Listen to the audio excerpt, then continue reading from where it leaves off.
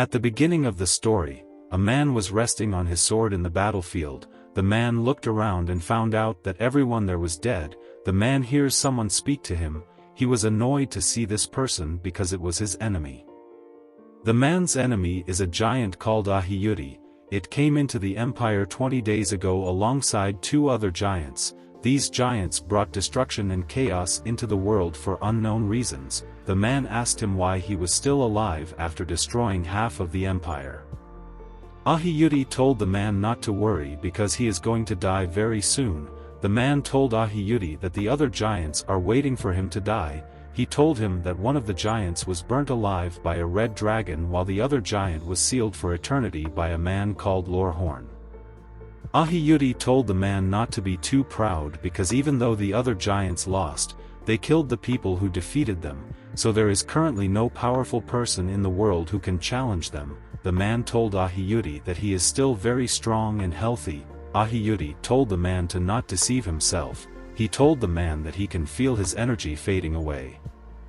Ahiyuri was happy that the man was going to die very soon. He told the man that if he had discovered his talent early and worked hard, he would have been a great obstacle to them. The man told Ahiyuri that he knows he lived a messed up life, so Ahiyuri does not need to tell him. Ahiyuri told him to be proud of his achievement. He told him that no human could accomplish what he did, so he should enjoy his victory while he still can because their world will soon be buried by the starlight.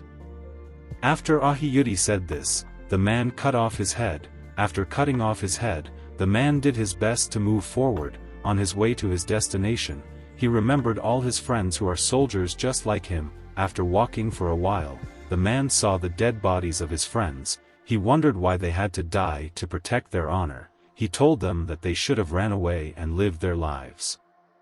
The man wondered why he was the only one that was able to fight the giants because even the strongest swordsman in the empire was not able to hurt them. He believed that his friends would not have died if he had not been pushed to the front lines to lead the soldiers.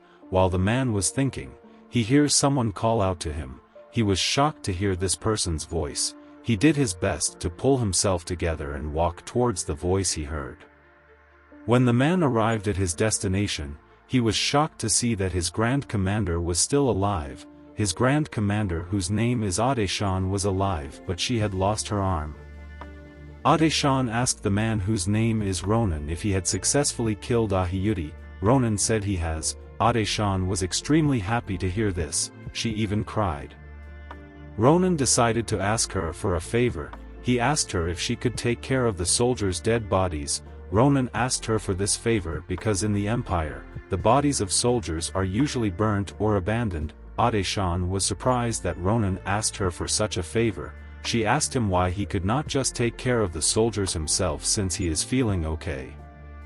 Ronan spat out some blood and told Adeshan that he is dying. Adeshan asked Ronan what he would do if he survived his situation. Ronan told her that he would love to attend the academy. Adeshan was shocked. She asked him why he wanted to go to the academy. Ronan told her that Ahiyuri said something to him that made him wonder how different his life would have been if he went to the academy. But the main reason Ronan wanted to go to the academy was because his late sister's wish was to send him there. Ronan felt bad that he was not able to go, but he was happy that he would soon be reunited with his sister and the rest of the family. Adeshan was sad to hear this. She told Ronan not to lose hope because a search party will start looking for them after the rain stops. Ronan told her not to say such stupid things because he was sure that the rain was not going to stop any time soon. While Ronan was talking, the rain stopped. He and Adeshan were very surprised to see this. While they were thinking of what to do, the ground began to shake. When Ronan looked around to see what happened, he saw a being that looked like the giants in the sky. The being possessed 8 wings and it had an odd body. Alongside the mysterious being were more than 100 creatures that looked like it. Adeshan could not believe what she was looking at. She assumed that the war would be over once they defeated the 3 giants. She began to shake and lose hope. While she was lost in thought, Ronan shouted her name. He told her that she should use her telekinesis to push him up so he can fight against the creatures. Adeshan was surprised to hear this. She could not believe that Ronan still wanted to fight in their situation. Ronan brought out his sword and said he is not going to give up until he is dead.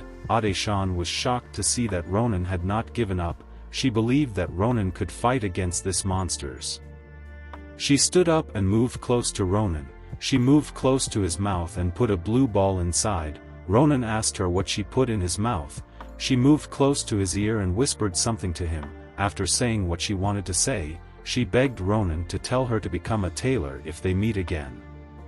She told him that she has done a lot of things but she loves being a tailor. Immediately after she said this, the creature with 8 wings used a mysterious energy to kill them. When Ronan woke up, he called out Ade-shan's name but he did not get any response. When he looked around, he realized that he was back to the village he spent his childhood in. He could not believe that he had returned to the past. After returning to the past, Ronan sat down to rationally think of his situation. He remembered that after Ade-shan put the blue ball in his mouth, she told him that it is an orb that allows someone to travel to the past. It is thanks to this orb that Ade-shan, a normal tailor, was able to become the Grand Commander. Ade-shan told Ronan that the orb allows anyone to travel to the past 4 times, but she has used the orb 3 times, so there is only 1 chance left. She told Ronan that he has the ability to fight the giants, so he has a better chance of stopping the giants' attack and saving humanity. Ade-shan told him that when he returns to the past, he has to improve his ability. She asked him to attend Phil Leon Academy because it is known for producing outstanding people. She begged him to tell her that she should become a tailor. She said that she has done a lot of things before but none of them gave her more joy than being a tailor. After she said this, they were killed. After remembering everything, Ronan still was not sure if he was dreaming. He began to shout and hit a tree. He wondered how he could change the future if he is alone in the past.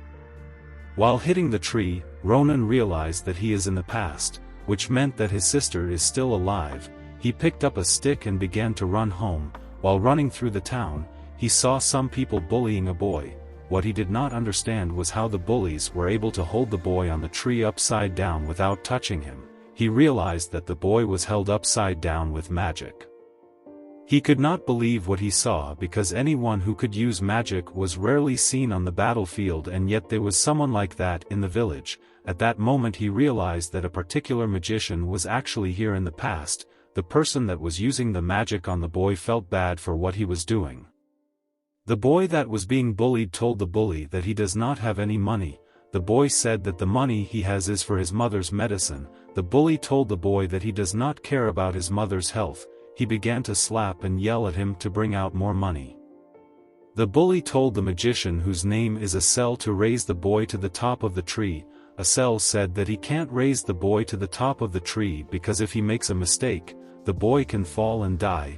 The bully told Asel that he will put him on tree if he disobey him. Asel was terrified to hear this. He did not know why such a thing was happening to him. He learnt magic because he wanted to show people that he is also good at something. He was very scared and did not know what to do. While he was thinking of what to do, Ronan used his wooden stick to hit him. Immediately Ronan hit him. Asel lost control and the boy fell to the ground. Ronan told him to stop because he might accidentally kill the boy. The bully was angry that Asel stopped. He asked Asel why he would disrespect him. Asel was about to reply but Ronan interrupted him. He asked Asel where he learnt telekinesis magic from. Asel told him that he learned it from a grimoire he bought from a peddler. Ronan was surprised to hear this. He could not believe that Asel was already quite good even though he learnt from a cheap grimoire. The bully got angry that Ronan and Asel were ignoring him. He brought out his sword and rushed to attack Ronan. Ronan wondered where a boy like him could get a real sword. He was disappointed to see the bully rush to attack him because his posture was bad. He easily dodged the attack. The bully was shocked to see this. This was not very shocking to Ronan because even if he returned back to the past, the battle sense which was instilled in him as a soldier will always be with him. The bully told Ronan that he was lucky to dodge his attack. He told him to get on his knees and beg for his life while he still can. He told him that he is going to kill him and take care of his sister. Ronan was shocked when he heard the bully mention his sister. The bully said that he has always dreamt of sleeping with Ronan's sister. When Ronan heard this, he used his wooden sword to remove the bully's ear. the boy screamed in pain. Ronan moved close to him and told him not to mention his sister's name unless he wants to die. The other bullies could not believe what they saw. Ronan was using the same wooden stick just like them, and yet he was able to cut someone's ear off.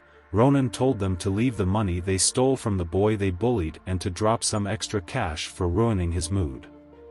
After collecting the money, Ronan gave it to the boy. The boy told Ronan that the money he received is more than what they took from him. Ronan told the boy that all he wants is the sword and he has no need for the money. While the boy was thanking Ronan for what he had done, Asel pulled himself together and apologized to the boy. He said that he was very scared of the bully, so he had no choice but to do what he wanted. The boy told Asel to not apologize. He understood that Asel was being threatened by the bully. After thanking Ronan, the boy left. Ronan was happy that Asel was not a bully. He told Asel that he has something he wants to do with him, so Asel is to meet him in 4 days' time. He told Asel not to run away because if he finds him, he will beat him up. After saying this to Asel, Ronan ran to his house. When he arrived there, he picked some flowers for his sister because she loves them a lot. He decided to throw the flowers away because he thought that it was a little stupid. As he was about to walk away, he hears his sister come out of the house. When Ronan was a soldier, he always thought about what he would do if he ever meets his sister again.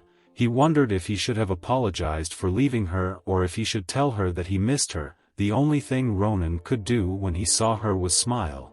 When Ronan entered the house, his elder sister Irel was admiring the flowers he got for her. She cooked Ronan a lot of food to show her appreciation. After eating, Ronan asked his sister how old she is this year. Irel said that she is 22 years old. Ronan was happy to hear this because if his sister is 22, that means he has 10 years to prepare to fight the mysterious creatures. Irel was shocked that Ronan asked her for her age. She touched his head to check if he is sick. Ronan was happy that he had such a sweet and kind sister. He decided to do anything to protect her.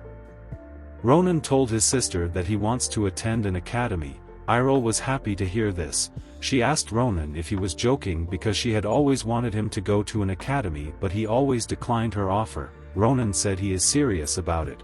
After Irel heard this, she searched the house and brought out a huge pot. When Ronan looked inside the pot, he saw a lot of money there. Ronan asked Irel why she has such a large amount of money. Irel said that she has been saving her money in secret so that she would be able to afford sending Ronan to an academy. Ronan thanked Irel for her support. He told her that the money she has won't be enough to enroll him in the academy he wants to attend. Irel asked Ronan which academy does he want to attend. Ronan said he wants to attend the Phil Leon Academy.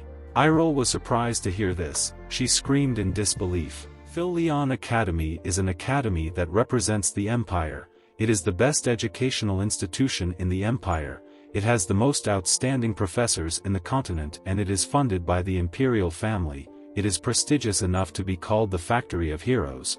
It produced many amazing people like Grand Commander Adeshan, Swordmaster Shulafen and the Winter Witch. The academy is very hard to get into. Even Irel was not sure if Ronan was good enough to attend. After walking for a while, Ronan reached his destination. When he got there, he was surprised to see that Asel actually came to meet him. Ronan told Asel that he wants to check something important with him. He told Asel to use his telekinesis to lift him up. Asel was shocked that Ronan would ask him for such a strange request. He told Ronan that he does not want to do such a dangerous thing. Ronan told him not to worry and do as he is told. Asel used telekinesis to raise Ronan up. Ronan was shocked by how high Asel could take him. While Asel's magic was not as strong as the magic used on Ronan when he fought Ahiyuti, Ronan knew that Asel's telekinesis is important because it was what allowed him to fight Ahiyuti on equal grounds. He knew that telekinesis is a rare magic that most mages do not have, so he considered Asel to be the most important element in his fight against the giants. After holding Ronan up for a while, Asel began to lose control. Ronan told him to hold on for a minute because he wants to test something. He brought out his sword and swung it in the air. Immediately he did this. He landed on the ground. Asel was shocked to see this because he did not lose control and yet Ronan landed on the ground. He was surprised that Ronan cut his magical energy called mana. Asel asked Ronan how he was able to do it. Ronan hit Asel's head and told him not to ask about it. Even when Ronan was a soldier, he did not know how he was able to do things. He aims to understand his ability better in this life. After putting his sword away, Ronan gave Asel his bag and told him to follow him because he is about to do something that is going to be on the first page of his biography, which he calls the Empire's history book. On the way to their destination, Ronan told Asel that he is going to be joining him in Phil Leon Academy. Asel was surprised to hear this because he knew that Ronan was a martial arts genius, but he did not see himself as someone who is talented enough to attend Phil Leon Academy. Ronan asked Asel if he wants to waste his life and talent in this village. He told Asel that he is a coward and a loser. He told him that he will regret wasting his time in this village. Ronan knew the feeling of wasting one's life because he did the same when he was a soldier. Asel was very happy to hear Ronan say this. He believed that Ronan cared so much about him. He told Ronan that he will go to Phil Leon Academy. Ronan congratulated him for making a manly decision. He told Asel that he has to clear his first hurdle to prove he is a real man. When Ronan and Asel arrived at their destination, Asel was surprised that his first hurdle was to defeat a lunar goblin. Ronan told Asel that it is a task that fits him perfectly. Asel understood that Ronan is a crazy person. A lunar goblin is a type of goblin that often appears around that area. Most people differentiate them from normal goblins by their yellow skin and disfigured bodies, but their main characteristic is that they go crazy over gold and other treasures. They gather all the goods they stole and have a festival on a night with a full moon. Ronan told Asel that the reason he brought them there on this night is to steal the treasures from the goblins. Asel was shocked that Ronan knew that the goblins steal treasures and have a festival on a night with a full moon. Ronan told him that he read it in a book.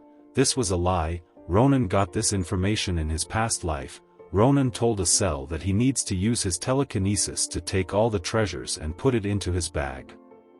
Asel told Ronan that he is scared of doing this because if he makes a mistake and wakes the goblin, he and Ronan could be killed. Ronan told Asel that if they want to get into Phil Leon Academy, they need two things. The first is money. They need a lot of money to pay for the crazy tuition fees. The second thing they need is real-life experience. While money is important, having real-life experience is more crucial. Phil Leon Academy is a place that is filled with aristocrats who have received elite training from birth, and the only way to even dream about winning people like that is to gain experience by risking one's life. That is why the lunar goblins are perfect, because they will give them both money and experience. When Asel heard this, he was sad because what Ronan said actually made sense. After calming down, Asel began to use his telekinesis to steal the treasures. He was very careful and focused on what he was doing. After Ronan filled the bags, he thanked Asel for his efforts. He was not actually sure if Asel could do what he asked, so he was surprised when it went as planned. Ronan was very happy that he found a useful slave. When Ronan was packing his bag up, two men were chasing after a bird. They screamed at the bird in anger. Unfortunately for Ronan, a goblin woke up thanks to the scream. When the goblin looked around, it noticed that their treasures were gone. It immediately woke the other goblins and explained their situation. While Ronan and Asel were about to run, the goblins saw them. They rushed to attack them. Asel fell on his knees out of fear. He asked Ronan if they should abandon the treasure and run. Ronan told him to hold on to the treasure because they need it for their tuition. As the goblins were moving close to them, Ronan brought out his sword to check its weight and its hardness. He knew that with the quality of the sword he had, he could only attack 15 times before the sword becomes useless. This was an issue because there are 30 goblins, but Ronan believed that 15 attacks would be enough. When he first swung his sword, he cut the heads of 3 goblins. Asel could not believe what he saw. Ronan killed the first 3 goblins in one strike, then he attacked the other goblins at a crazy speed that made him look like he disappeared. After handling the goblins, Ronan told Asel to get up because they need to return home. On their way home, Ronan felt some pain in his shoulders. He could not believe that his muscles would be sore after he sliced some goblins. He realized that it is probably because his body is still growing. he decided that he needs to do a lot of physical training when he returns to his house. Asel asked Ronan who he thinks made the loud noise that woke the goblins. Ronan said that he does not know who it is, but he will beat up the person if he ever meets them.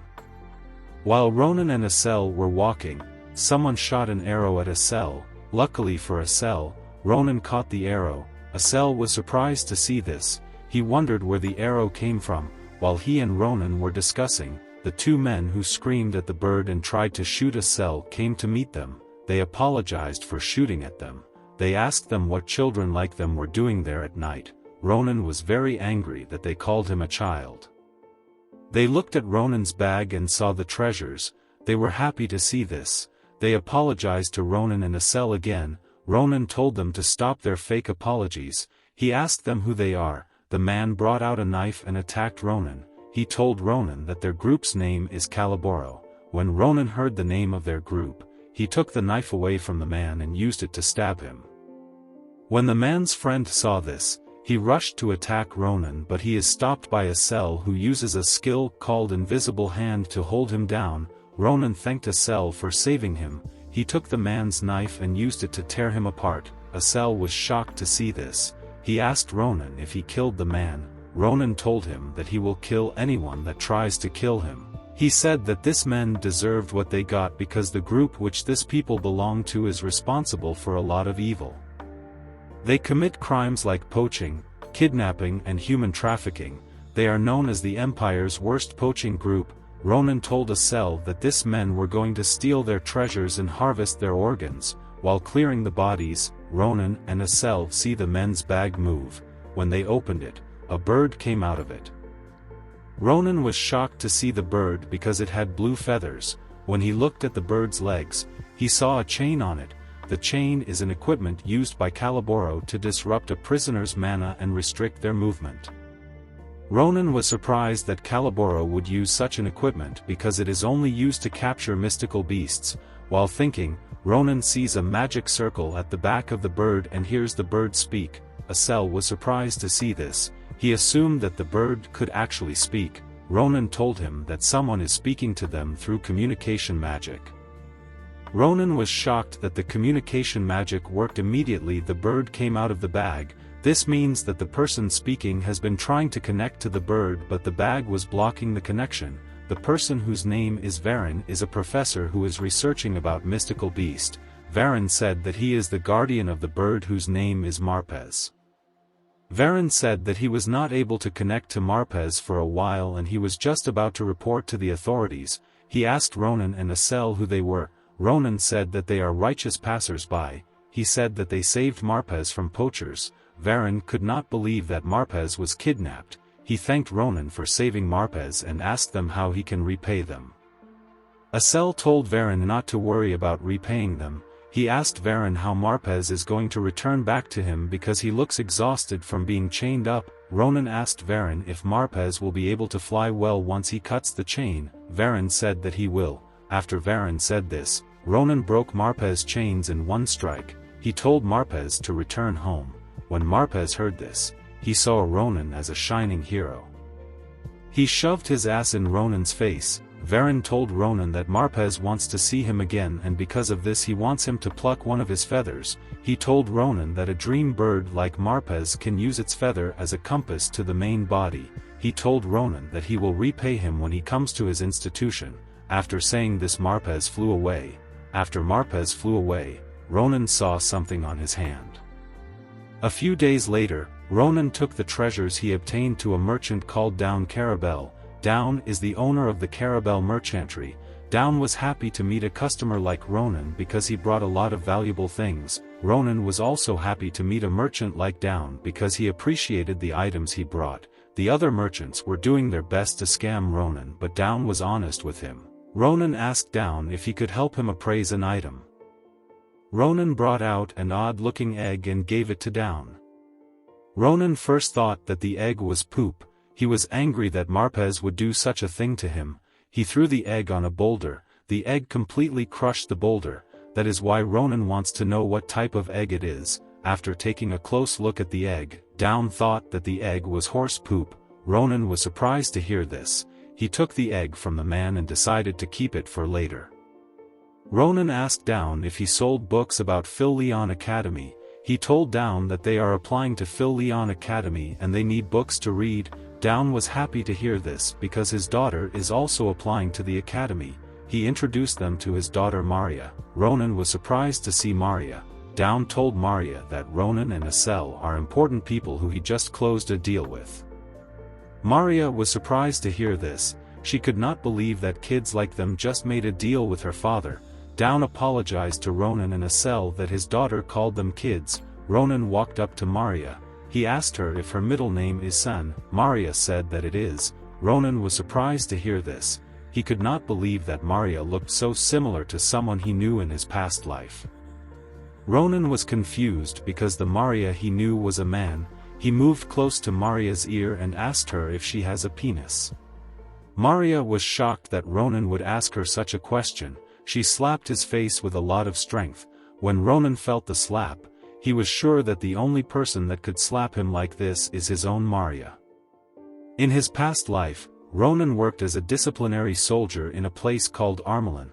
The Maria he knew was in charge of supplies at Armelin. Maria was an easygoing person who got along with everyone, but when the soldiers talk about penis, Maria always got angry and always slapped the people around her. Ronan had always been curious about why Maria behaved like that. He wanted to ask Maria about the issue but he never got the chance because Maria died. Ronan was happy to find out that the reason Maria always acted like that was because she is a girl. Maria thought that Ronan was laughing at her. She decided to hit him again but Ronan stopped her attack and he hit her on her head and told her not to hit him again. He told her that he only allowed her to hit him because he asked a foolish question. Maria was annoyed to hear this. She used her head to hit Ronan's chin. Immediately she did this, she and Ronan began to fight. After they calmed down, Ronan and Maria began to talk like they were friends. Asel was shocked to see this. He thought that they were insane. Maria brought a sword called the Black Iron Sword. She told Ronan that the Black Iron Sword is an amazing sword that even knights want to buy. Ronan told her that he fights in a rough manner and so he needs a sword that does not break easily. Maria assured him that the Black Iron Sword is the best for him. Ronan was happy to receive the sword because it was the same one he used in his past life. After giving Ronan his weapon, she asked Asel what kind of magic does he use. Asel told her that he uses telekinesis. Maria was shocked to hear this. She told Asel that if he performs well on his test, he could be given a scholarship. Asel was very happy to hear this. Maria was sure that she did not need to worry about Asel. She decided to focus on Ronan. She asked him about the technique he is going to present to the judges on the day of the test. She told Ronan that if he wants to enter Phil Leon Academy, he needs to impress the judges with an amazing technique. The school also has a written exam which is difficult but it is not as difficult as the practical one. The practical exam is very important to the extent that if one performs well in it, they could still enter the academy even if they have a low grade in the written exam. Ronan asked Maria about the technique he needs to demonstrate. Maria told him that most nobles usually demonstrate their family's secret techniques but normal martial arts applicant usually demonstrate their personal mana fighting techniques. Ronan was surprised to hear this. He asked Maria if it is possible for martial artists to use mana even though they are not mages. Maria was shocked to hear this question. She told Ronan that anyone who wants to join Phil Leon Academy would have to have been able to sense their own mana and be able to use that mana in combat. She believed that this information was known by everyone and yet Ronan was looking at her like she was crazy. Ronan asked her if sensing mana is similar to sensing aura. Maria was shocked to hear this. She could not believe that someone like Ronan wanted to enter Phil Leon Academy. Ronan told her not to worry. He said that it might be something he already knows. Maria stood up and asked Ronan to join her outside. She took two short swords that belonged to Ronan. Ronan asked her to leave the swords. He asked her what she would do if she damages them. Maria told him that she will give him triple the money he used to buy the swords. She told him to get up immediately because she wants to give him some special training. Mana is the source of the power of nature. It is a natural energy that exists everywhere in the world but not everyone can use it.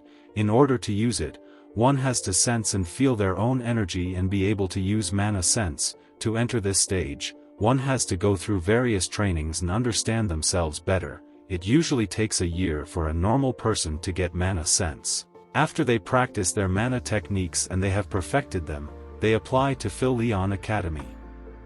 Maria told Ronan that the fact that he does not know the difference between aura and mana proves that he is not yet ready to attend Phil Leon Academy. She told Ronan that aura is a type of mana. Even people who are quite talented in using mana train for at least 10 years to achieve aura. Ronan remembered meeting people who could use aura on the battlefield. They often bragged about it and they used an unusual power. But this did not matter to Ronan because most of them ended up dead.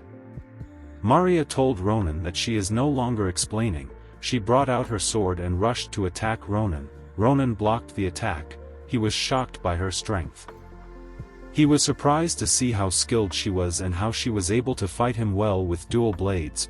Although Ronan could not see if she was using mana, but he could tell that she was using it to fight him. Maria was impressed with Ronan. She originally wanted to defeat Ronan in one round in order to show him the use of mana and make him give up the test on his own.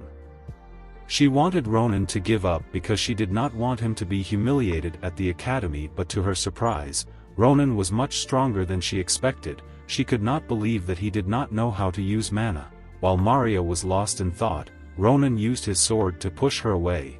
He took a deadly stance and told her to dodge his attack. Fortunately for Maria, she listened to Ronan and dodged the attack. After successfully dodging the attack, she told Ronan that he is not a normal person. Ronan told her that she is also quite good. He told her that she is very talented in using her blades, but she is still clumsy in finding her center of balance. He told her that if she can fix this problem, she will improve a lot. After saying this, Ronan put his sword away and turned around. Maria was angry to see this. She told him that the fight is not over and he needs to continue. Ronan told her that she should not forget that she promised to triple his money. Immediately he said this, Maria's dual blades broke. Maria was extremely shocked to see this. Asel told her not to worry, like he never expected her to win Ronan. After saying this, he left with Ronan. Maria could not believe what had just happened to her. She was sure that Ronan is not a human being. The next day, Maria gave Ronan and Asel some books and some materials. She told them that these are books which she personally summarized. Ronan asked her what they are for. Maria was surprised to hear this. She told Ronan that he and Asel need the books because the test is in a month's time. Ronan told her that the books are too much. He brought out his sword and asked her if she is trying to rip him off. Maria told Ronan that she is giving them because she has come to like them and she wishes that they can enter Phil Leon Academy together. She also told him that the books are free. Immediately Ronan heard this. He put his sword away. She told him that she would love to teach them herself, but their group has to move away to another place.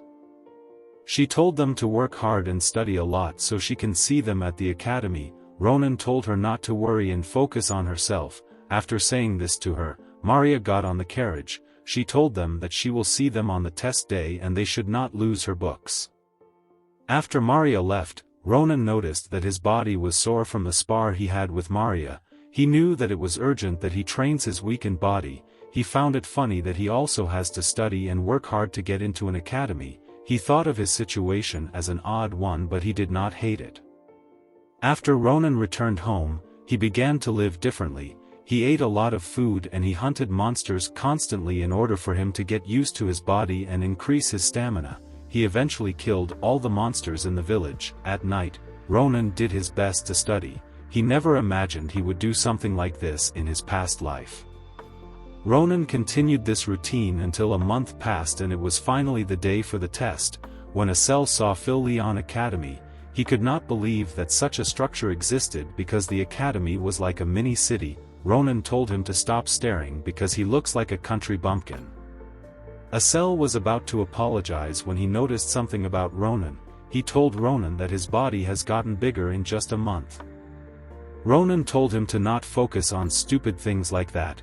Instead, he should enter the academy for the test. While walking, Ronan realized that someone important would also be partaking in this test. That person is the Sword Saint Shulafen, the strongest man in the empire. he is representing the renowned swordsmanship clan called Grangxia. Ronan is sure that he will meet him because Shulafen is the same age as him and so he should be taking the test too. While Ronan was thinking, Asel asked him if he has the feather which he plucked from the dream bird. Ronan brought out the feather when he remembered that Varen's institution was in the capital. When he brought out the feather, he noticed that it was pointing to a tall building in Phil Leon Academy. At the top of the tall building, Marpez and Varen Fanasir, who is the Academy's zoology professor, was rearranging his office in order to prepare to greet Ronan. Varen is a werlion. Varen decided to open the window in order to let some air in. Immediately he opened the window. He saw Ronan's creepy face. When he and Marpez saw this, they screamed. Varen asked Ronan how he got to his window because his office is on the top floor of the building. He asked them if they are after Marpez. Ronan brought out the feather to show Varen. Varen was surprised to see it. He realized that Ronan and Asel were the people who saved Marpez. Varen apologized for screaming at them. Ronan told him not to worry about it. He said that it is Asel's fault that they used the window. Asel was surprised to hear this. He told Varen that the reason they entered through the window was because Ronan said he was too tired to use the stairs, so he asked him to use telekinesis to raise him up. Ronan squeezed Asel's mouth to stop him from confessing the truth. He told Varen that he is surprised that he is a werlion and a professor of Phil Leon Academy. Varen said that he is also surprised that Ronan and Asel are applicants of the Academy. He felt bad that he did not know because he could have written a recommendation letter that would allow them to enter the Academy without taking any test. Ronan told Varen not to worry about them. He told Varen that he wants him to help him look at something. He brought out the egg which Marpez laid. Varen was very surprised to see this. Ronan asked him why he is surprised that a bird laid an egg. Varen said that the egg that a dream bird lays is different from a normal egg. He said that he does not know what will hatch out of the egg. Ronan was surprised to hear this. Varen told him that depending on the environment the dream bird is in, it will absorb unique mana and lay an egg. In an area that is filled with lava, a phoenix will hatch out of the egg. In a monster's nest, the hatched dream bird will look like the monster, and in some circumstances, the hatched dream bird will not take the shape of a bird. Varen said that if he analyzes the mana of the dream bird, he can guess what will hatch out of it, but he cannot really tell what it is at the moment. Ronan was annoyed to hear this. He could not believe that an egg could be stressful to understand. He wondered what place Marpez was in for him to lay such an egg. Varen told Ronan that he wants him to look after the egg. Ronan asked him if it was okay because the egg is quite precious. Varen told Ronan that a dream bird only lays an egg once in a lifetime. The fact that Marpez laid an egg in front of Ronan means that he felt something special in Ronan. Ronan accepted Varen's request because he was also curious about what kind of thing that will hatch out of the egg. Ronan and Asel decided to leave because their test was going to start very soon. Varen told them to wait for him. He brought out a map and told Ronan that it will help them in hatching the egg. After receiving the map, Ronan and Asel went to take their test. At the Galleon Castle where the test was taking place, the martial arts applicants all gathered in one place. An attendant comes out from a room and asked applicant 112 to enter. Ronan realized that after applicant 112, he is next. He had already gotten tired from waiting. Maria told him that all tests are like this. He asked Maria, who was sitting next to him, what she was wearing. Maria told him that Phil Leon Academy is an institution which all nobles attend. She said that she wants to present herself well in case they become her customers in future. While Ronan and Maria were discussing, applicant 112 came out of the room and applicant 113, which is Ronan, was asked to step in. Maria told Ronan to not be nervous. She told him to do his best. Ronan told her not to worry because nothing is going to happen. When Ronan stepped in, he was shocked by the air around the professors. Each one of them was extraordinary, especially the old man in the middle, who is the Academy's headmaster and an archmage. His name is Krava Kratir. Ronan was also shocked by the energy the swordsmanship instructor possessed. This woman's name is Nabiros and she is called the Grand Sword Saint. After Ronan introduced himself, he was asked to fight a magically engineered dummy. They asked about the technique he is going to show them. Ronan told them that he is only going to use a fast cut. The professors were shocked that Ronan was going to use a simple cut without any mana. They thought he was an idiot because the dummy had enough defensive ability to block an aura user and it has a very fast regeneration ability. The professors believed Ronan was stupid because even Shulafen was barely able to scratch the dummy. Krava could not believe that the professors were being rude to Ronan in front of him. He decided to ignore them. When he looked at Ronan, he was shocked. He could not believe that someone could possess such vigor at a young age. The moment Ronan unsheathed his sword, he slashed the dummy. Nabiros was surprised to see this. After the attack, Ronan put his sword away. The professors laughed at Ronan. They could not believe that he only showed them one cut. One of the professors asked Krava how he wanted to grade Ronan, but Krava was not listening because he was shocked by what Ronan did.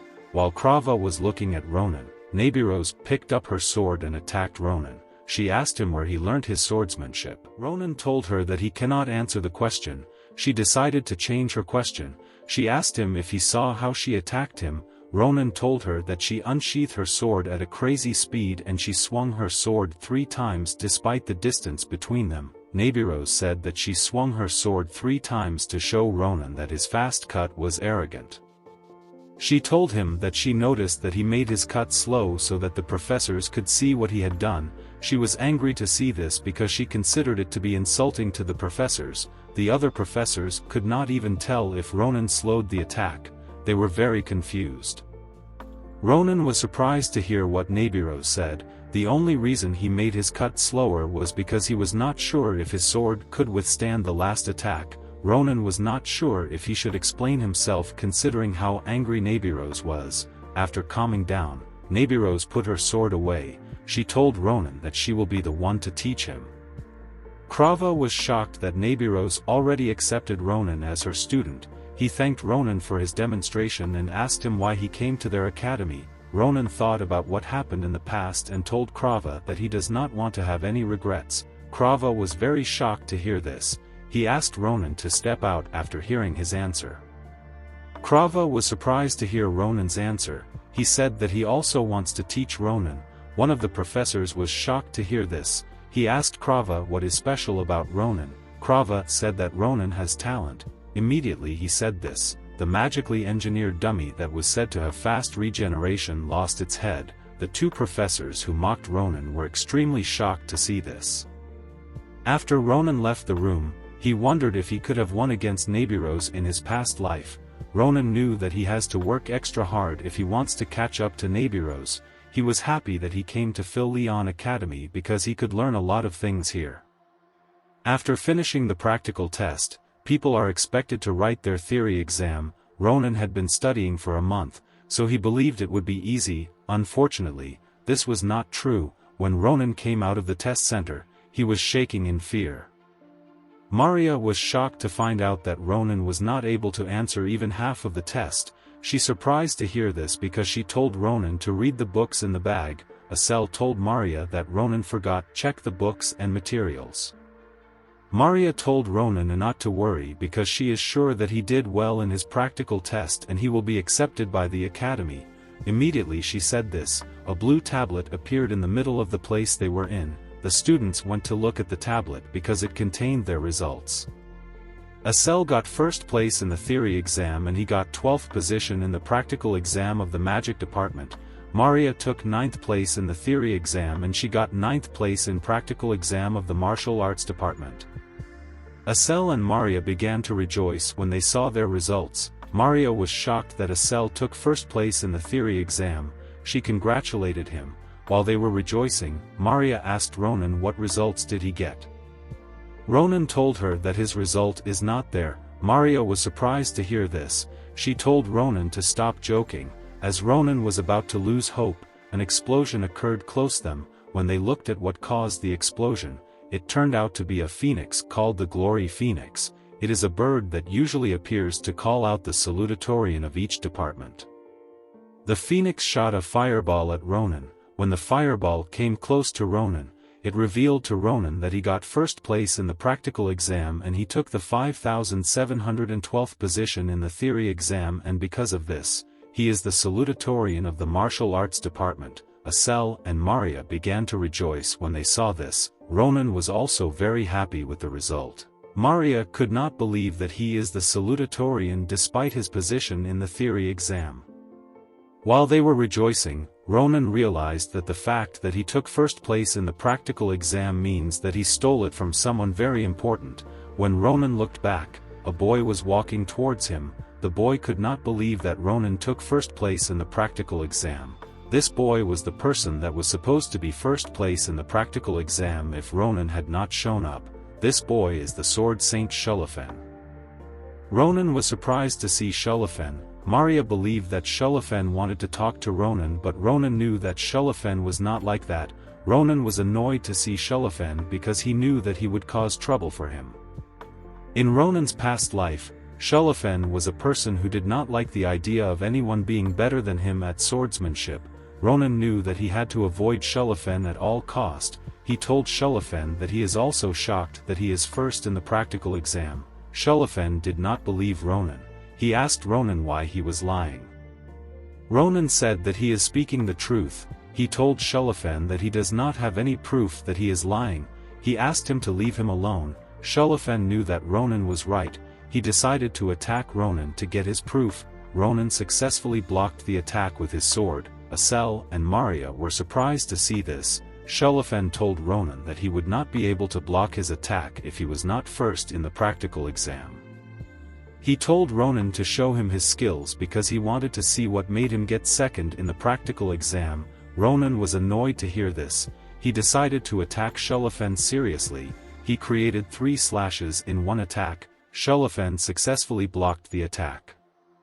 After blocking Ronan's attack, Shulafen's hand began to shake. He told Ronan that he understands why he was given such an amazing grade, but he did not believe that the technique Ronan displayed was enough to beat him. He attacked Ronan again. He told Ronan to show him everything he can do. Ronan was annoyed to hear this. He could not believe that there could be someone as crazy as Shulafen. Shulafen told Ronan that he cannot accept the results of the practical exam. He began to attack Ronan at a crazy speed, but Ronan was strong enough to block the attacks. While Ronan was blocking the attacks, he realized that things could turn out really bad for him because of how intense the fight was. He was scared that Shulafen would soon start using his aura. Ronan knew how powerful Shulafen's aura is because he had seen it in his past life. It was an extremely powerful aura known as the Tempest Sword. After realizing how bad the situation was, Ronan stopped fighting and began to run. Shulafen was shocked to see this. He told Ronan that he should never turn his back on his opponent in a fight. He decided to chase after Ronan. He was about to attack Ronan, but Ronan used Asel as a shield. Shulafen was surprised to see this. He told Ronan that he is a coward for hiding at the back of a woman. Asel told Shulafen that he is actually a man. Ronan knew that Shulafen would not attack an helpless woman because he is a proper gentleman. While hiding at Asel's back, Ronan used his sword to attack Shulafen's nose. Shulafen was really hurt by the attack. Ronan told Maria and Asel to run. Shulafen tried to stop them, but they had already gotten far away from him. Immediately after they left, an instructor of the academy came to see why the students gathered. The instructor was surprised to see Shulafen resting on his sword with an injured nose. He referred to Shulafen as Sir Shulafen. He asked him to give him the names of the students who harmed him. Shulafen told the instructor to speak to him informally because he is an applicant that is to be treated as a commoner. Shulafen told the instructor to not worry because the fight he had was a fair match. After getting up and regaining his strength, Shulafen noticed that his sword had cracked. He was surprised to see this because his sword is made from the strongest iron called mithril. Shulafen did not understand how his sword broke because he did not see Ronan's techniques as anything extraordinary. He could not believe what happened to him. He decided that he needs to remember Ronan. The next day, Ronan and Asel went to Shimo Forest, which is at the outskirts of the capital. Asel asked Ronan if they should be searching the forest right now. He told Ronan that Shulafen is the son of a ducal family and his family is the second most powerful family after the imperial family. He told Ronan that he has to be careful in case Shulafen decides to attack him. Ronan told Asel that while Shulafen is crazy about swords, he is actually a good person. In Ronan's past life, Shulafen was known as everyone's role model who protects the weak. Ronan knew him as the perfect noble. Ronan told Asel that Shulafen probably told people that he had a fair match with him because if Shulafen wanted to punish them, he and Asel would already be imprisoned. After searching for a while, Ronan and Asel found the location which Varen showed them on the map. This place is Fernando Spring and it has a mana vein. Mana that hovers around the world usually comes together for an unknown reason and gathers in a single spot to form a puddle called mana vein. Mana is usually absorbed from it by the surrounding matter. A regular rock would turn into the highest grade mana stone and a normal plant can turn into a miraculous herb. Ronan knows that the value of a mana vein is crazy. Most people would want to monopolize it for themselves. Yet Varen gave it to them for free in order to hatch the egg.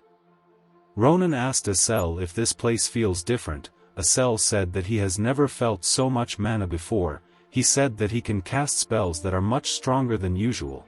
While looking at the mana vein, Asel noticed that the egg was absorbing a lot of mana. He asked Ronan if this place feels strange to him. Ronan asked him what he meant by that. Asel reminded Ronan that Varen said that because of the mana vein, a lot of fantastical and mystical animals should be there. Even regular animals would love to build their nest there. Asel asked Ronan if he could hear any animal sound. Ronan realized that he messed up. He stood up and told Asel that he should get ready for battle because he can smell blood. Asel asked Ronan what he means by he can smell blood. Ronan told him that this means people came here before them and have noticed their presence. Immediately Ronan said this. A group of men who were wearing animal-shaped masks on the other side of the forest shot their arrows at Ronan and Asel. Ronan easily destroyed their arrows. When he saw the arrowhead, he was surprised. He realized that he had seen it before in his past life. At the punitive force camp, Ronan and his fellow soldiers gathered around a campfire. One of the soldiers was explaining how special the arrow he is holding is. He said that the arrow can destroy the head of powerful creatures like orcs. The soldier asked Ronan, who was their captain, if he wants an arrow. Ronan told him to stop bragging about the arrow because he was caught using it to poach animals. The soldier told Ronan that the arrow is special. He told him that the people that use this arrow are the hunting dogs of the one who has succeeded in over 100 poaching in the Calaboro organization. Ronan was annoyed to find out that the people who shot at them are hunting dogs who work for Calaboro. After stopping the attacks, Ronan told Asel to hide somewhere. He said that he has some things he has to take care of. After saying this, he ran towards the direction of the people who shot at them. The hunting dogs of Calaboro could not believe what they saw. Ronan destroyed all their mana-infused arrows with a single sword. When they saw Ronan running towards them, one of the hunting dogs told the rest to scatter and surround Ronan. Ronan was surprised that the hunting dog could make a quick decision. He knew that this one was different from the ones he met in the forest. He knew that he had to make a plan to catch them all. As the hunting dogs were about to scatter, Ronan stops them by telling them that he is an ally. He told them that he is the youngest hunting dog from the Damas branch. He told them that his name is Ahiyudi. The hunting dogs stopped running and gathered around Ronan. They asked him if he is really a hunting dog. Ronan said that he is. One of the hunting dog who was not wearing a mask told Ronan that he does not believe him. He said that it does not make sense for someone as young as Ronan to join them. Ronan told him to ask the branch wolf if he does not believe him. He told the hunting dog that just because he is not talented does not mean others are not talented too. The hunting dog was angry to hear this. He grabbed Ronan's shirt and told him that he will chop him into pieces. Ronan told him that guys like him always have bad endings. While he was yelling at Ronan, one of his teammates told him to leave Ronan alone because Ronan seemed to know about their organization's rankings and branches, so it will be better for their boss to return and confirm if Ronan is truly a hunting dog. Immediately the hunting dog said this. Their boss came out of the woods. His name is Biam and he is the wolf of Demire branch. When the hunting dog saw his boss, he left Ronan alone and went to explain the situation to him. Ronan was happy to see Biam because if the boss is around, it means that all the hunting dogs in the area are gathered there. Biam told Ronan that he does not know what he is doing here because this part of the forest belongs to their branch. Ronan told them that he does not care because his name is not Ahiyuti. When Biam heard this, he was surprised. Immediately Ronan said this, he used his sword to kill all the hunting dogs that surrounded him in one attack. He rushed to attack Biam. He told him that the name he used felt like it would be perfect for a poacher. After saying this, Ronan cut Biam's head off. Ronan reminded the hunting dog that did not have a mask that guys like him always have bad endings. Immediately he said this, the man's fingers fell off. The man screamed in pain. Ronan told him to stop overreacting. He gave him the map that Varen gave them. He told him that if he does not want to feel more pain, he should write the location of the other branches of Calaboro at the back of the map. The man panicked when he heard this. Ronan thought that the man did not want to do it, so he decided to kill him. The man told him that he will do it. He asked Ronan for a pen to write. Ronan told him to use his bloody fingers to write. After finishing the map, Ronan took a look at it and thanked the man. The man told Ronan that he will be leaving since Ronan promised to set him free once he is done. Immediately Ronan kept the map in his pocket. He told the man that he is not setting him free. He used his sword to split him into two. Asel began to puke when he saw the corpse of the dead animals. Ronan told him to stop overreacting. Asel apologized for the vomit. He told Ronan that the amount of animals Calaboro killed was too much. Ronan told him that it is a crime to let people who work for Calaboro live. When Ronan looked at the corpses, he knew that Professor Varen would be sad to see this. He decided to head back to the capital. As he was about to leave, he noticed that the egg in his pouch was shaking. Ronan asked Asel to look at what happened, but Asel was preoccupied with something. Asel told Ronan to look up. When Ronan looked up, he saw the blood of the dead animals floating in the air. The blood came together and moved close to Ronan and Asel. Ronan decided to draw his sword and attack the blood. As he was about to do this, he noticed his egg floating in the air. The egg moved close to the sea of blood and began to absorb it. Asel asked Ronan what was happening. Ronan said that he does not know, but he is sure that whatever that is inside the egg is not ordinary. After absorbing all the blood, the egg began to hatch. Ronan was extremely happy to see this. He wanted to see what kind of valuable creature that is inside the egg. Immediately the entity hatched. It attacked Ronan's nose. Ronan was shocked that it attacked him. When he looked at the dream bird, he was sure that it is not a bird. Asel said that it looks like a dragon. Ronan also believed that it looks like a dragon. He wondered where Marpez absorbed mana from for it to lay such a unique egg. Ronan told the dragon that it should not have attacked him in the face because this is its first time meeting him. When the dragon heard this, it used magic to fix Ronan's nose. Asel was surprised that a baby dragon could use healing magic, and it liked Ronan a lot. Ronan was happy that he got a creature that has different abilities. Asel told Ronan that they need to name the dragon. While they were thinking of names, the dragon sensed something in the surroundings. It rushed towards it. Asel wondered where the dragon was going to. Ronan was impressed that the dragon was able to sense someone was close to them. On the other side of the forest, Balrouse, the errand boy Demire Branch, was running away. Balrouse went to run an errand, but when he came back, all the hunting dogs and his boss were dead. When he went to check what killed them, he saw Ronan and Asel standing next to a sea of blood. Immediately he saw this, he began to run. Unfortunately for him, the dragon began to chase after him. Balrouse tripped on a stick and fell. When the dragon caught up to him, it began to drain his blood. Balrouse began to scream when he saw this. Fortunately for him, Ronan told the dragon, who he named Sita, to stop hurting Balrouse. Asel was surprised that Ronan named the dragon Sita. Ronan said that he already had the name in his mind before. Luckily for Ronan, the dragon liked the name. Balrouse remembered seeing Ronan next to the sea of blood. He wondered if Ronan is Sita's owner. Ronan asked Balrouse if he is okay. Balrouse thanked Ronan for saving him. He asked Ronan how he knows his name. Ronan put his sword to Balrouse's neck and told him that he does not need to know. He asked Balrouse how he has been and how well he has been poaching as a bloodhound. Balrouse was surprised to hear this. he could not believe that someone called him a bloodhound because he is a common errand boy. Ronan knew that Balrouse will become a bloodhound in the organization because Balrouse was one of the soldiers that served under him. Ronan told Balrouse that he has something he wants him to do for him. After Ronan was done with Balrouse, he filled a tube with the water from Fernando Spring. Asel was surprised to see this. He wondered why Ronan would do such a thing. After he and Ronan arrived at the capital, Ronan sold the water to Maria's father for a high price. Ronan knew that the water would sell incredibly well because it was gotten from a mana vein.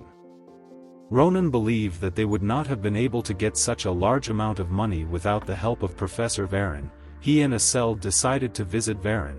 When they arrived at his door, they saw a sign that said that Professor Varen is out on a business trip. Ronan was sad to see this. He wanted Professor Varen to see Sita because he knew that Professor Varen was curious about what would hatch out of the egg. Ronan was grateful to Professor Varen because thanks to him, he was able to get a map that has the locations of Caliboro's branches, and he was able to meet his fellow soldier. When Ronan met Balrouse, he instilled a lot of fear in him so that Balrouse would not dream of betraying him. Asel asked Ronan what he wanted to use his money for because Ronan is exempted from paying school fees since he is the second position in the martial arts department. When Ronan thought about what he wanted to use the money for, he realized that their entrance ceremony will be happening soon. A few days later, Iroh arrived at the capital's carriage station. She could not believe how beautiful the capital was. When she arrived, she saw Ronan waiting there for her. Ronan asked her if anything happened after he left. Iroh was surprised to hear this. She told Ronan that she is the one who is worried about him. When she woke up in the morning, she saw a fancy carriage outside her house, and the coachman told her that he is supposed to give her a ride to the city on the orders of Ronan. Iroh asked Ronan how he was able to pay for something like that because he does not have any money. She grabbed Ronan's face and asked him if he is not eating well. Ronan told her not to worry about him. He told her that he is eating well. When Iroh heard this, she became calm. She asked Ronan what was on his shoulder. Ronan introduced her to Sita. He told her that Sita will be staying with him for some reasons. After saying this, Ronan grabbed Iroh's hand. He told her that he does not have enough time left before he enters the academy. He told her that he has something he really wants to do. Ronan took Iroh to a clothing store. When Iroh tried on the dresses, she told Ronan that it was too expensive. Ronan told the attendants at the store to pack all the clothes that his sister tried on. Iroh was shocked to hear this because she wore a lot of clothes. Ronan told her that it is time for her to receive from him. Iroh was very happy to hear this. She began to scream with joy that her little brother was very kind. Ronan did his best to stop her from going outside. After the attendants packed Iroh's clothes, Ronan told her that they have to head to the blacksmith workshop to get a brand new sword for him. He told her that his sword was ruined by a crazy person. As he was about to leave the clothing store, he saw Shulafen waiting for him outside. Ronan and Sita were very shocked to see him. Ronan asked him how he knew he was here. Shulafen said that he came to the area to get a new sword because Ronan ruined his former one. He said that he accidentally saw Ronan entering the store, so he decided to wait for him. Ronan told Shulafen that he is a stalker. He told him that his sword was more damaged than his own. He told Shulafen that he will show him whose sword is more defective. When Shulafen heard this, he wanted to fight Ronan. Their fight is stopped by Iroh. She told Ronan to stop being rude to Shulafen. Ronan tried to explain himself, but Iroh told him not to talk back. When Shulafen saw this, he was shocked. He could not believe that Ronan has an older sister. Iroh apologized for Ronan's behavior. When Shulafen saw Iroh apologize, he was completely blown away by her beauty. He thought that he was looking at a goddess. Shulafen began to shake because he did not know how to respond. After regaining his composure, he told Iroh that he is completely responsible for the misunderstanding. Iroh was happy to meet a nice noble man. She could not believe that Ronan had such a kind friend. She asked him to take care of Ronan for her. Shulafen said he will do it. Ronan was completely blown away by Shulafen's behavior. Shulafen told her that he wants to compensate Ronan for his sword. he said that he does not have any gold on him, so he gave Iril his family's proof of identification. He told her that it will be accepted anywhere in the empire. When Ronan saw this, he was extremely shocked. Shulafen told Iril that if she wants to buy a sword, she should go to the blacksmith on the western end of the street. He told her that the blacksmith shop is a special place that commoners cannot visit, but if they have his family's proof of verification, they can enter easily. He told them that they will get an amazing sword there. After saying this, he left. Ronan could not believe what Shulafen did. The Grangxia proof of verification is a tablet that can buy villages, and yet, Shulafen gave it to his sister. He did not remember Shulafen having such a behavior in the past. At the academy's entrance ceremony, Krava greeted the students. He told the students that all of them have amazing skills and boundless talents. He told them that with their talents and the teachings of the professors, they will be recorded and remembered by the empire. After saying this, he congratulated them on entering the academy. Ronan was not interested in Krava's speech, but he was happy that Krava gave a speech because it made his sister proud of him. After Krava was done with his speech, he snapped his finger and everyone felt magic move around them. When Asel saw this, he told Ronan to look up. When Ronan looked up, he saw the sky shattering into pieces. While he was looking up, he and his other classmates got teleported to an arena. Ronan could not believe that Krava could teleport such a large amount of people by just snapping his fingers. Krava told the freshmen that they are about to have a meeting with their seniors. The meeting between the freshmen and the seniors is called senior-junior meeting. It occurs between freshmen and year 2 seniors. It is a process that is known to be intense. It is a process whereby the first and second ranks represent the freshmen and they are told to fight one among the 4 senior who have their own individual fighting styles. Krava told the audience that this event is made so that the students can compete with each other and learn each other's weaknesses. He believed that this is the best way for students to learn. Krava told the students that the freshmen will be given the chance to choose their opponents and they can choose not to duel if they want to. Ronan was angry to hear this. He believed that this event was created so that the freshmen are put in their place. The people that Ronan and Shulafen had to fight were Nasto, who is rank 1 of the martial arts department, Braum, who is rank 2 of the martial arts department, Irina, who is rank 3 of the martial arts department, and Karun, who is rank 4 of the martial arts department. Braum said that he is happy to face the Empire's rising star and the man who defeated the Empire's rising star. Ronan was happy about the opportunity to face this martial artist because he wanted to show Iril that he is strong enough to fight anyone. He also wanted to show her how close he is with Shulafen. While thinking of what to do, Krava asked them to begin the duel. When Ronan heard this, he had an idea. He asked Krava if he could make a suggestion. Krava asked him to go ahead. Ronan told Krava that since they are free to choose who they want to fight, he would like to fight all 4 of the seniors. Krava was shocked to hear this. The seniors were extremely angry to hear this, but what made them more angry was that Ronan asked them to fight him together. Krava asked Nabirose how she wants to take care of this issue. Nabirose told Krava that he should allow Ronan to do what he wants. She said that in their school, if one has skills, he is free to act how he wants. She said that she will interfere if the duel is looking dangerous. After hearing this, Krava decided to let the duel happen. The 4 sophomores were angry about Ronan's arrogance. Irina thought that Ronan was being arrogant because he was ranked 2nd position in the martial arts department. Nasto told the other sophomores to calm down because while Ronan is arrogant, he is someone who defeated Shulafen in the practical exam.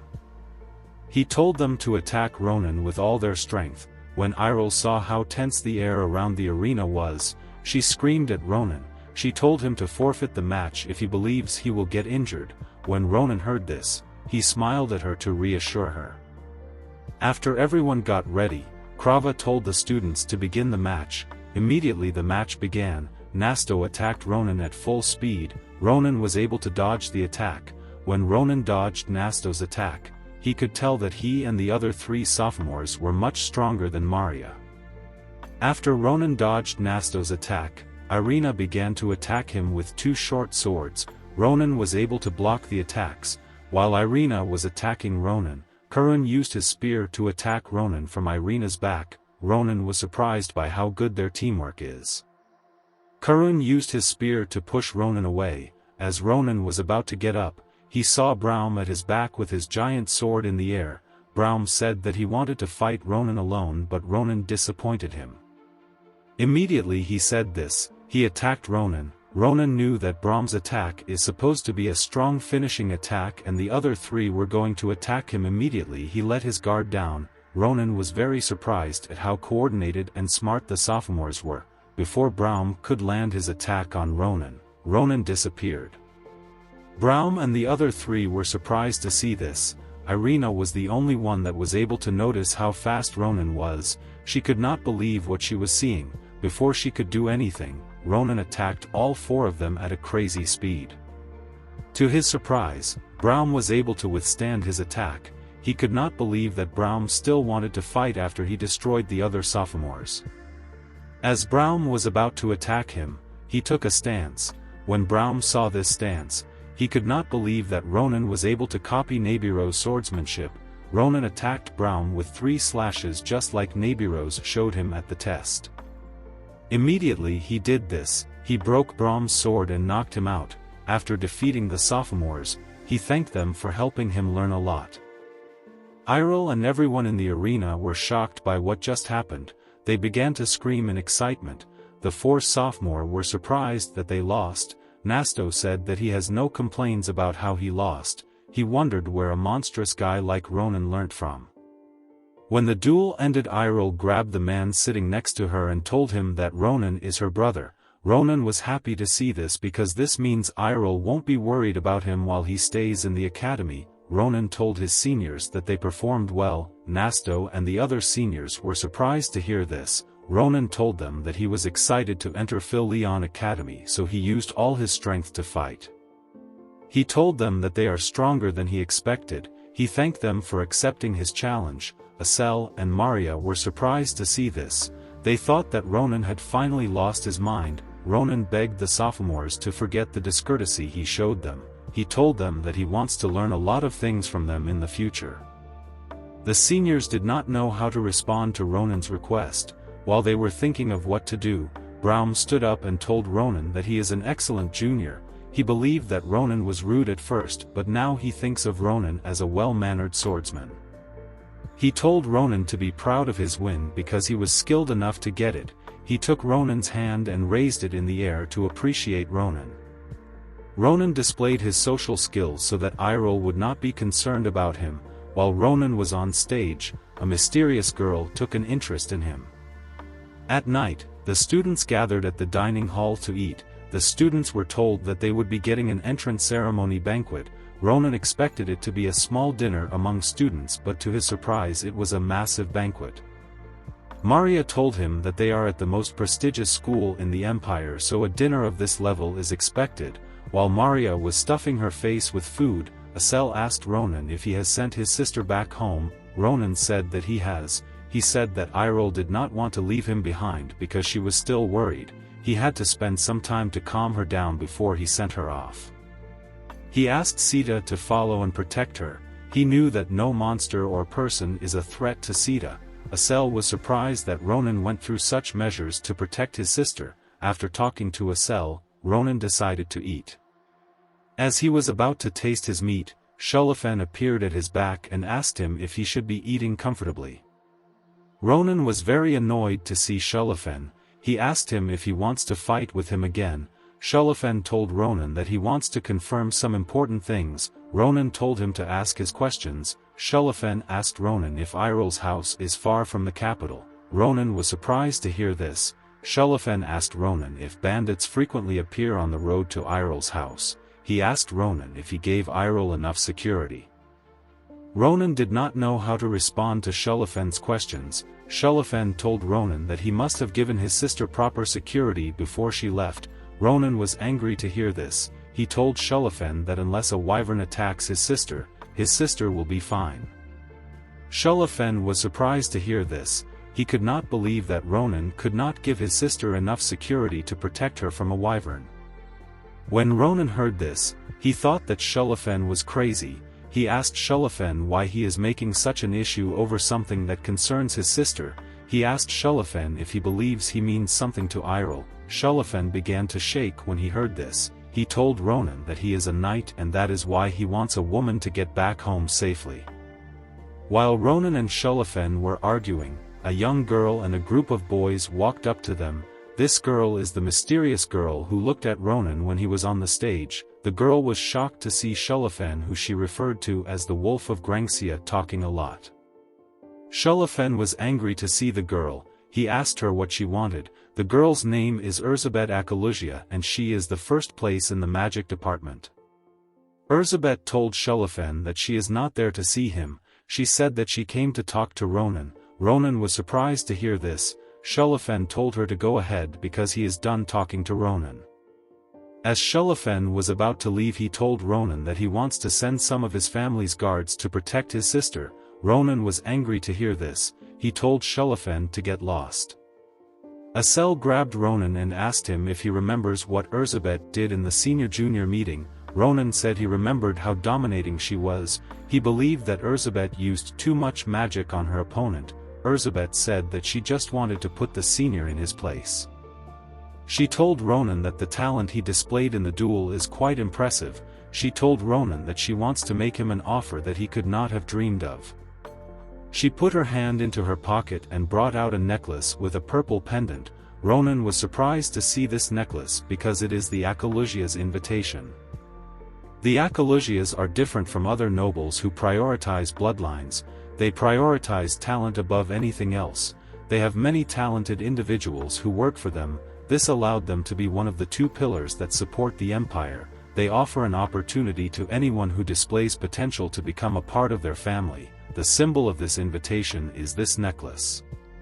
Erzabet was surprised that Ronan did not ask her about what she gave him.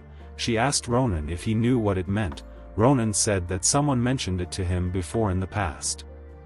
In Ronan's past life, Grand Commander Adeshan Akalusia told Ronan that she joined the Akalusia family thanks to her necklace. She told Ronan that a test will be given to anyone who wants to join the family by the Patriarch. If the person is talented, they will be able to pass the test easily. She told Ronan that once he makes up for his sins through his accomplishments in this war, he will receive an invitation from the Akalusias. She revealed to him that she believes he is quite talented. Erzabet told Ronan that she hopes he makes a wise decision. She told him that although he is born a beast, if he continues to mingle among the sheep, he will also become a sheep. After saying this, she left. Asel was relieved that she left them. Ronan was surprised that all geniuses have an annoying attitude. He was happy to receive the necklace because he believed that the Akalusias would be helpful to him. Phil-Leon Academy is an educational institution that prioritizes a student ability above everything else. Depending on one's grade, their environment can greatly change. An example of this is the students' dormitory system. Nishia Hall is where the intermediate rank students are assigned to. Each person in this hall gets their own room.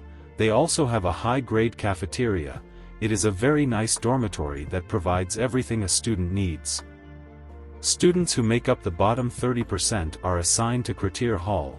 When the new students saw how shabby Kratir Hall looked like, they began to scream. They told the attendant that they are nobles and they cannot stay in such a place. They asked for a better hall and some servants. The attendants told them that there is no employee that works in this hall.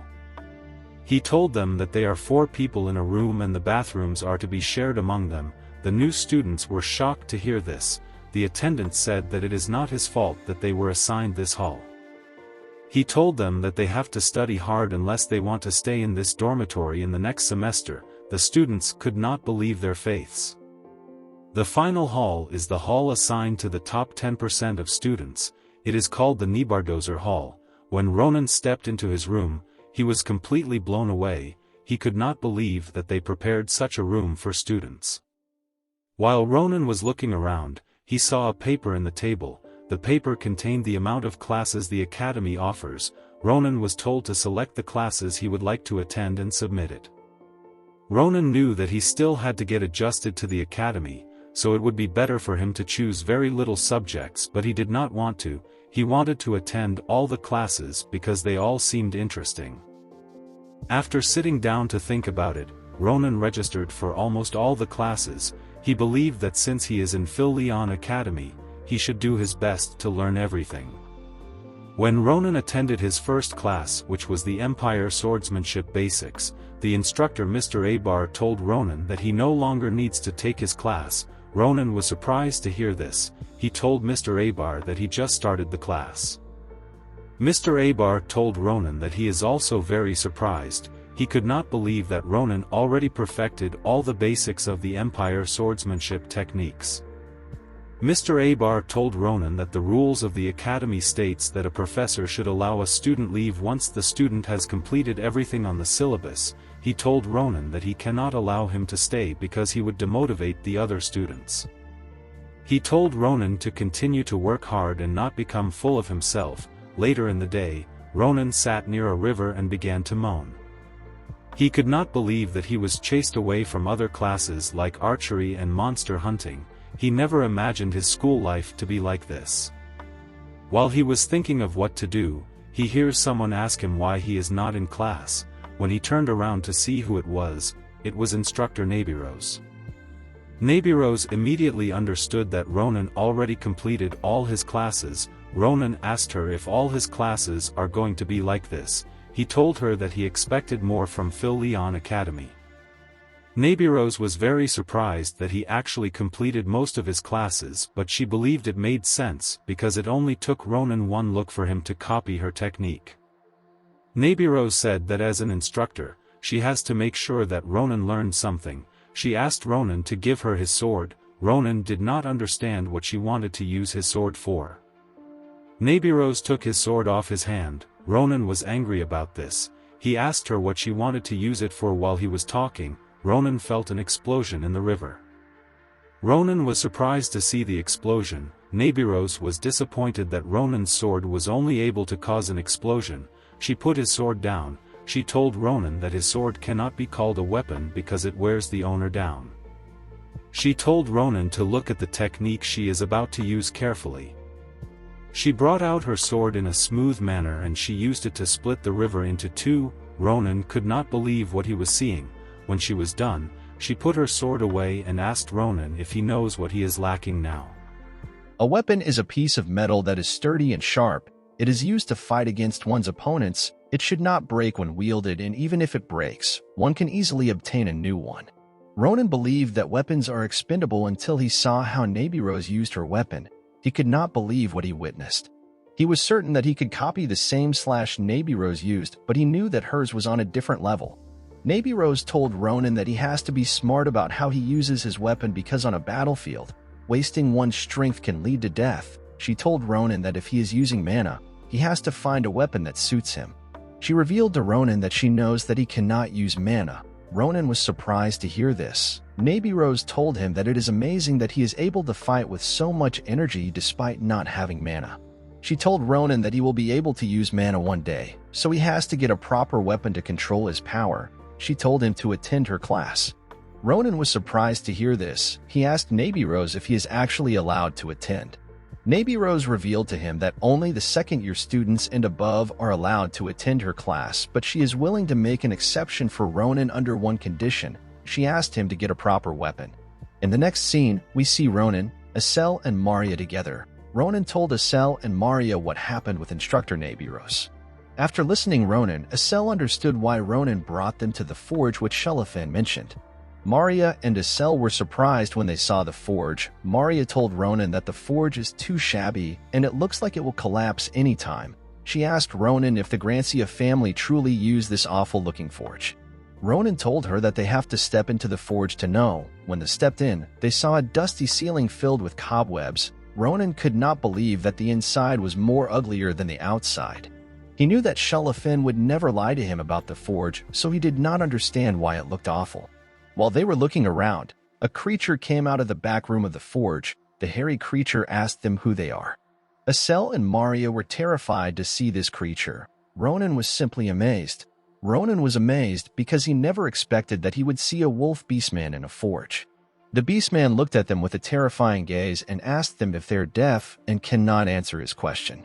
He told them to leave the forge. Ronan showed the beastman the insignia of the Grancia family and told him that he came to buy a weapon. He told the beastman that Shelafin recommended this forge to him because they sell premium weapons. The beastman looked at Ronan and his friends. He noticed the mana that was around Asel and Maria. He told Ronan that the insignia does not mean anything to him. He asked Ronan if he is from Grancia family. He told Ronan that he does not know who leaked the location of their forge, but it does not matter because they don't accept customers like Ronan. Ronan was annoyed to hear this. The beastman licked his teeth and looked at Ronan in a disturbing way. He told Ronan that there is a way for him to get what he wants. He told Ronan to give him Asel's arm in order for him to help him. He revealed to Ronan that he has not eaten for a while, so Ronan would be doing him a favor. Asel was terrified to hear this. He told the beastman that he tastes disgusting. As the beastman walked towards Asel, Ronan looked at the beastman in a menacing way and told him that he has made a big mistake. He used his sword to attack the beastman in the stomach. The beastman got pushed back. Ronan knew that he felt something strange when he attacked the beastman. He asked the beastman how he was able to get an armor. The beastman could not respond immediately because it was still feeling the pain from Ronan's attack. Ronan told the beastman that he does not need to answer him because he will destroy the armor. The beastman got scared when he heard this. He told Ronan that he was just performing a test. Ronan did not understand what the beastman meant.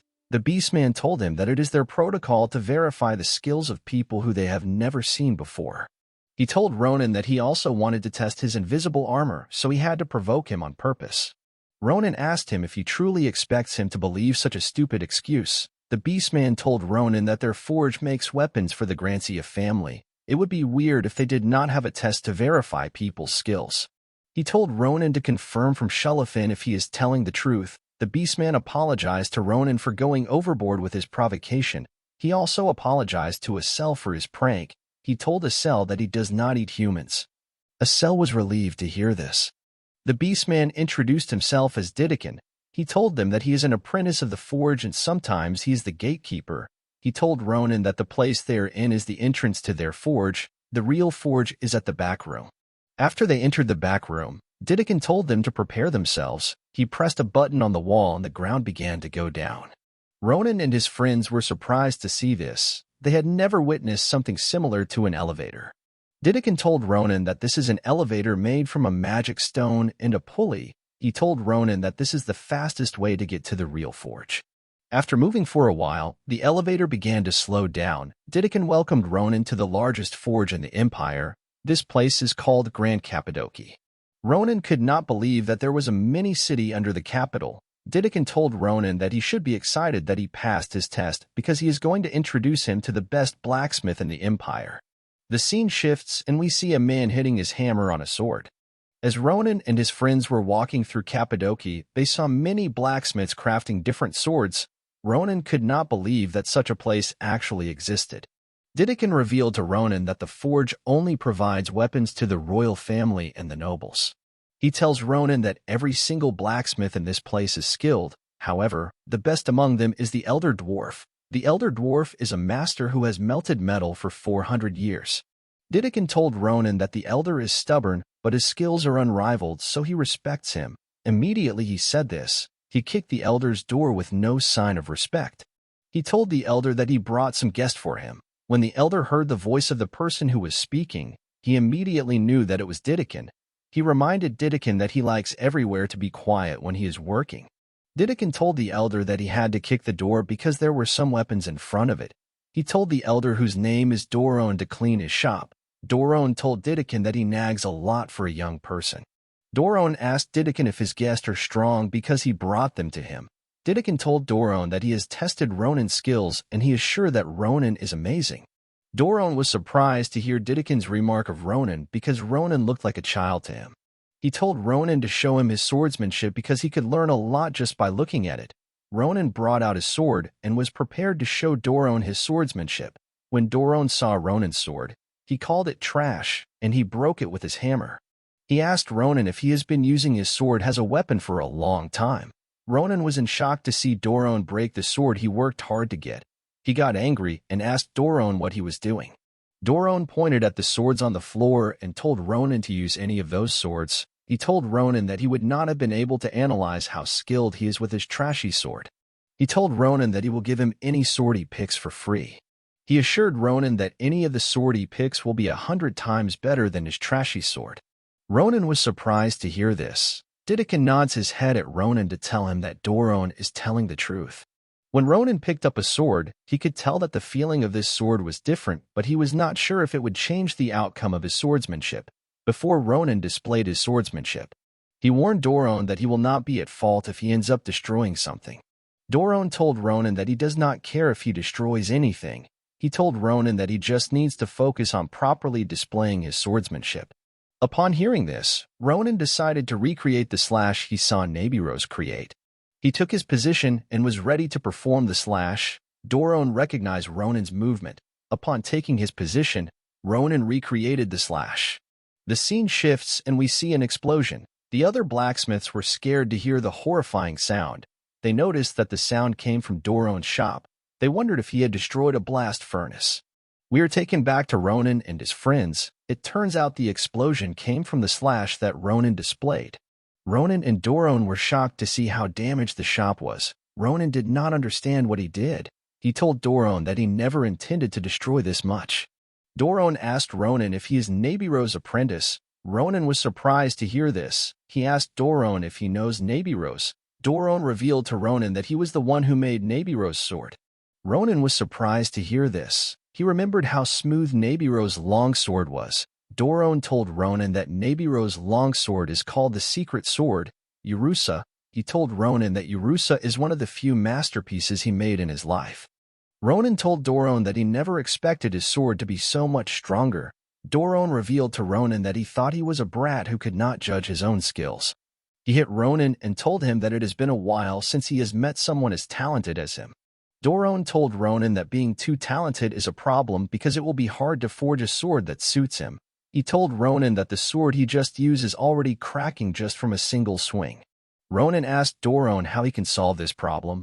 Doron told him that he will use the highest grade steel and melt it with a special material. He told Ronan that if he can get some byproduct of a wyvern, he might be able to make his sword.